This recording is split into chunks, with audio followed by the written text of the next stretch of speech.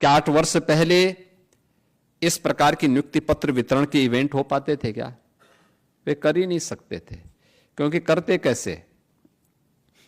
एक तो भर्ती की प्रक्रिया ही पूरी नहीं हो पाती थी, क्योंकि हर भर्ती की प्रक्रिया में कोई ना कोई ऐसा लकुना लग जाता था कि उसको माननीय न्यायालय के द्वारा रोक लगा दी जाती थी।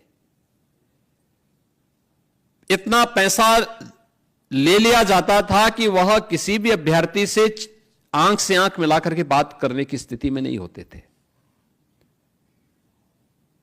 क्या पुलिस की भर्ती हो, क्या शिक्षकों की भर्ती हो, क्या अनुदेशकों की भर्ती हो, और क्या किसी अन्य विभाग की भर्ती हो। क्योंकि जब व्यक्ति बेईमानी और भ्रष्टाचार का सहारा लेता है तो उसका नैतिक पतन हो चुका होता है।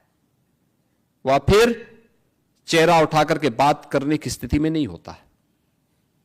और कमोबेश यही स्थिति 2016 के पहले सरकार ने कर दी थी। उस समय सरकार में बैठे हुए लोगों ने कर दी थी। परिणाम था उत्तर प्रदेश का नौजवान हताशा और निराशा के दौर से गुजर रहा था। जब नौजवान हताश और निराश होगा तो अर्थव्यवस्था को तो बैठना ही बैठना है। अर्थव्यवस्था तो नीचे गिरेगी ही गिरेगी। और यही होता था पिछले 8-8.5 वर्ष के अंदर, जब सामूहिक रूप से प्रयास हुआ। आज परिणाम है कि नौकरी सरकारी क्षेत्र में भी है, निजी क्षेत्र में भी है, स्वयं का रोजगार भी है, और बड़े बड़े रोजगार मेले लग करके वहां पर लोगों के लिए कहा जाता है कि भाई आप भी अपने अनुसार चयन करिए, आप कहां जाना चाहते हैं। स्वयं का स्टार्टअप स्थापित करना है, स्वयं का उद्यम स्थापित करना है, उसके लिए भी स्कीम है।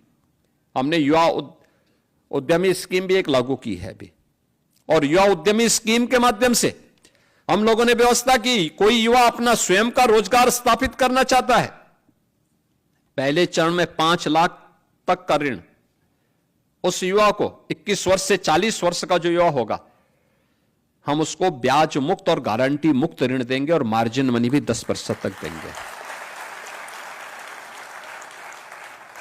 आप अनुमान करिए, जनवरी में हमने प्रारंभ की स्कीम, अब तक 70,000 से अधिक युवा इस स्कीम के अंदर आच्छादित हो चुका है।